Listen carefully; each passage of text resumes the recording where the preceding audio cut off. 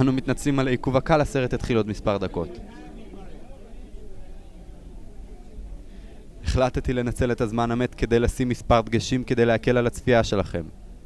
ראשית, אבקש לכבות את הטלפונים הניידים למקרה שעדיין לא עשיתם את זה. אבקש לא לדבר ולא להפריע בזמן הסרט לאלה מאיתנו שמעוניינים להקשיב. בנוסף, אבקש להפנות את תשומת לבכם לצד זה של הפריים. בסרט זה החלטנו לפנות גם לאוכלוסיות המוחלשות שבקהל, ולכן מוטי הולך לתרגם את כל הנאמר בסרט לשפת הסימנים. תודה לך, מוטי. בשביל להקל עוד יותר על המתקשים שבינינו, הולכים להופיע כתוביות לכל הנאמר בסרט. ומכיוון שלא תמיד יש חפיפה מלאה בין השפות, דאגנו לכתוב גם בשפתו של מוטי. כתוביות אלה יופיעו מתחת למוטי. שוב סליחה על העיכוב, אני מקווה שההקדמה הזאת תעזור לכם להיות יותר מרוכזים במהלך הסרט, ועכשיו אני גאה להציג. שחור על גבי לבן, בגרסת הצבע המחודשת. אתמול בשעה 8 בערב התחולל כאן בסניף קפה קפה הטבח הנורא שהתחולל אי פעם בתל אביב.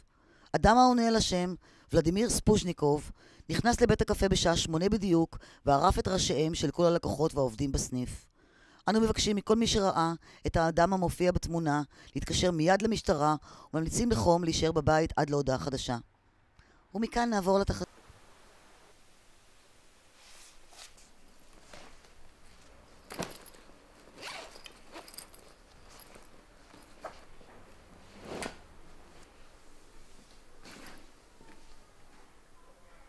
Push the tempo, push the tempo, push the tempo, push the tempo, push the tempo, push the tempo, push the tempo, push the tempo.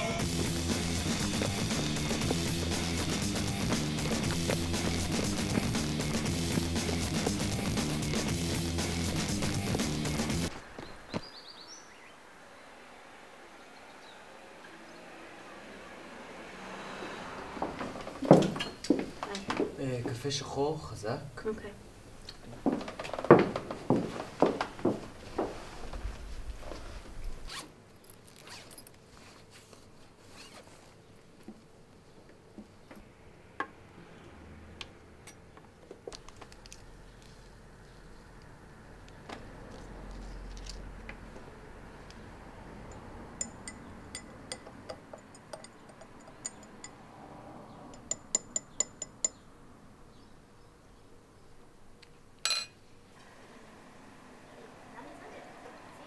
תגיד, אתה רוצה אולי עוד משהו, גם משהו?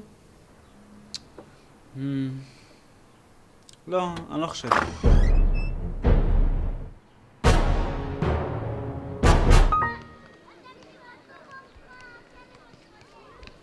נו, אני לא רוצה. אבל זה יהיה כיף. זה נשמע מטומטם. זה יהיה כיף. טוב. יש, תעצום עיניים. ומתחילים. מולך אישה שמתלבטת אם לחצות באדום או להמשיך לחכות. מימין קיוסק שמתבשלים בו נקניקיות, ומשמאל אדם שמחטט באף וחושב שאף אחד לא רואה. וירוק, משמאל עוגיה בצורת מיקי מאוס, להקה מנגנת בצד השני של הרחוב, גרפיטי שכתוב בודרום. אוטובוס עוזר, אישה עם המון שקיות חצה את הכביש ופונים. ילדים משחקים כדורגל, אחד מהם נפל ועכשיו הוא בוכה ואמא שלו עוזרת לו. שאר הילדים ממשיכים לשחק וגול. בצד השני יש קונה פיצוחים, אדם עובר את הכביש לא במעבר חצייה. שלט שמראה שאין מקום בחניון ומדרגה. מתקן בקבוקים מלא, הריח הוא מהמאפייה ממול. זה אדום. לידך עומד ילד עם שיער אדום, מונית עוברת, אדם בודק מה השעה. ומישהו מצלצל לטלפון והולכים. אוטובוס לא עוצר בתחנה בה הוא אמור, ואיש מתעצבן. קבוצה של רוכבי אופניים עוברת. צעיף יפה בחנות משמאל ופונים שוב. רחוב קטן.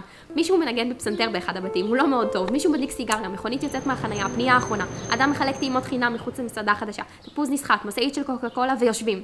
הגענו. אתה מוזמן לפקוח את העיניים. כוס עמק.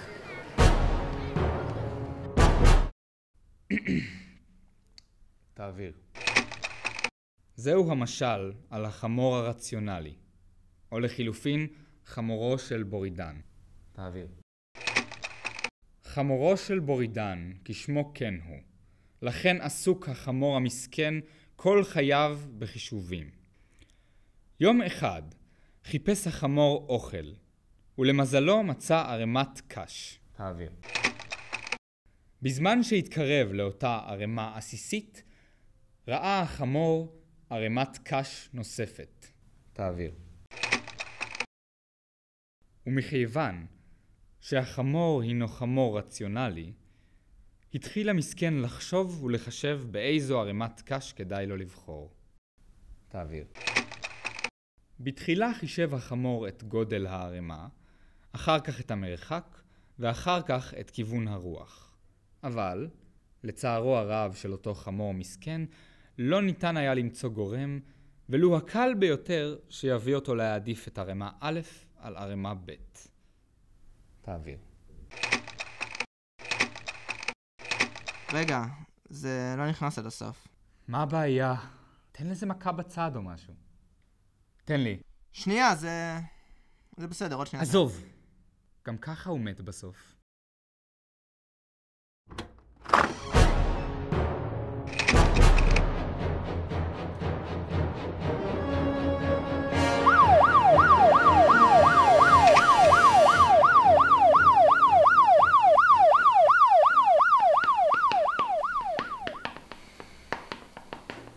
למה אתה עורף ראשים?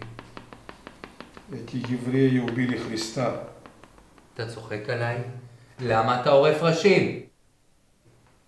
Они убили Спасителя. דגנרט, אתה בישראל. Убили собаки, убили. מה כלבים? מה ישו עכשיו? מה הקשר בין זה לבין רצח? Матерь Божия, Святая Мария. אתה רוצה להגיד לי שכל המניע שלך על ההרג החולני הזה מסתתר מאחורי הצליבה של ישו? פרזיט! Вы распяли его, вы убили Христа. זה היה לפני 2000 שנה! Батюшка поведал мне только сейчас, на днях. מה? אני לא יודע מה להגיד. זה לא היה ככה, הכל כל כך... אני לא יודע מה להגיד. טוב, אני רואה שיש פה בעיה של נגישות הגרסה הזו כל כך רחוקה מהמקור. יש פה עומס, בעיקר עכשיו עם הצבע, וזה לא מתאים פה. כרגע מבחינתי אפשר לחתוך. אבל יש עוד זמן עד הסרט הבא. אז תן להם הפסקה או משהו. לא, זה לא עובד ככה. טוב, אתם רוצים לשמוע בדיחה? טוב, אז היטלר נכנס לאיזה בר, מתיישב על הבר, מזמין שוט וויסקי, ככה שותה אותו, מזמין עוד אחד, ועוד אחד, ועוד אחד, וככה כל הלילה. באיזה 5 בבוקר, הוא חצי מת על הבר. הברמן מסתכל עליו, לא נעים לו וזה. הוא ניגש עליו, שואל אותו, תגיד אדוני, הכל בסדר? היטלר מרים את הראש שלו ואומר, אתה לא מבין מה עשיתי.